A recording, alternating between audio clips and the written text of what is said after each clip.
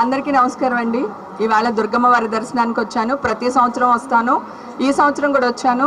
ఈ సంవత్సరంలో ఒక ప్రత్యేకత ఉంది. ఆ దుర్గమ్మ తల్లి లాస్ట్ ఇయర్ నా మీద మీరందరూ వేసిన నీలాపు నిందల్ని తుడిచిపెట్టింది.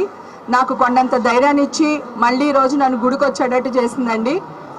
నేను చేయని తప్పుకి మీరందరూ చాలా బలి చేశారు. దాని నుంచి బయటపడ్డ నా వల్ల కాలేదండి. అసలు ప్రతి క్షణం దుర్గమ్మ తల్లి నేనున్నాను, నువ్వు ధైర్యంగా ముందుకెళ్ళు, నేను ఉన్నాను అని చెప్పి నన్ను బతికిచ్చింది. ఎన్ని జన్మలు ఎత్తినా ఈ కనకదుర్గమ్మ వారి ఆశీస్సులను కానీ ఆవిడిచ్చిన అండదండలు కానీ మర్చిపోలేనండి. చాలా థ్యాంక్స్. మీ అందరినీ మళ్ళీ ఇలా కలుసుకుని మాట్లాడుతున్నందుకు ఆనందంగా ఉంది. ప్లీజ్ దయచేసి మీరు ఏదన్నా న్యూస్ వేసేటప్పుడు నిజాలు తెలుసుకుని వేయండి. మీరందరూ చాలా పెద్దవాళ్ళు, గొప్పవాళ్ళు, చదువుకున్న వాళ్ళు, సంస్కారవంతులు. ప్లీజ్ ఈరోజు గుళ్ళో ఉండి చెప్తున్నాను, నేను ఏ తప్పు చేయలేదండి. ఓకేనా? Thank you sir, thank you. అమ్మవారిన శత్రు బాధ నశించాలని కోరుకున్నానండి. శత్రువుల నుంచి నన్ను కాపాడమని కోరుకున్నాను. ఓకే, థ్యాంక్ యూ అండి, థ్యాంక్ యూ. మిత్రులు ఉన్నట్టే శత్రువులు కూడా ఉంటారు కదా సార్. మీరు నాకు ఎంత మిత్రులో మీరు కూడా అంతే కదా సార్. అందుకని కోరుకున్నాను సార్, శత్రువుల మీద విజయం సాధించాలని కోరుకున్నాను.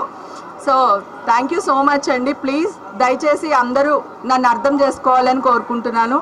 Thank you. ఏంటండి?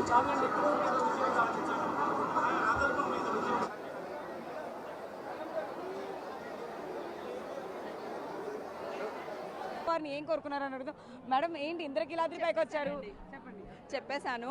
చాలా సంతోషంగా ఉంది. ఆవిడ ప్రతి క్షణం నా పక్క నుండి నా చేయి పట్టుకుని ధైర్యం చెప్పి నడిపించారు. ఈరోజు ఆవిడకి మొక్కుకున్నాను, మొక్కు తీర్చుకున్నాను. చాలా ఆనందంగా ఉంది. అంతే. మీ అందరికీ చెప్పాలనుకున్నది కూడా మనసులో ఉన్నది చెప్పేశాను. చాలా సంతోషంగా ఉంది. చాలా ఆనందంగా వెళ్తున్నాను ఇంటికి. నేను ఇప్పుడు ఎన్నో రూమర్స్ వచ్చాయి, వాటన్నిటి గురించి ఎంతో బాధపడ్డారు. ఇంద్రకీలాద్రి పైకి ఎన్నోసార్లు మీరు వస్తూ ఉన్నారు. ఈ దసరా ఉత్సవాలు ఎలా అనిపిస్తున్నాయి? అమ్మవారిని ప్రత్యేకంగా చాలా చాలా సంతోషంగా ఉందండి. ఆ అమ్మవారి దయ వల్లే మళ్ళీ నేను ఇక్కడ ఉన్నాను, ఉత్సవాల్లో పాలు పంచుకున్నాను. చాలా సంతోషంగా ఉంది. అంటే ఫ్యూచర్లో ఇంకా ఎలాంటి ప్రాజెక్ట్స్ రాబోతున్నాయి? ఏం చేస్తారు? లేదండి, నేను ఈవెంట్స్, బిజినెస్ చాలా ఉన్నాయండి నాకు. నేను ఇప్పుడు కొంచెం గ్యాప్ తీసుకున్నాను. సో మళ్ళీ చేద్దాం. నెగిటివ్గా అనుకునే వాళ్ళందరికీ ఏం చెప్తారు? నా గురించి ఎవ్వరూ నెగిటివ్గా అనుకోలేదండి. ప్రతి గుళ్ళో పూజారులు నా కోసం పూజలు చేశారు, మా హేమమ్మ క్షేమంగా రావాలని. ఎంతో మంది అక్క చెల్లెలు వీళ్ళందరూ కూడా మా అక్క అలాంటిది కాదని చెప్పి దేవుళ్ళ దగ్గర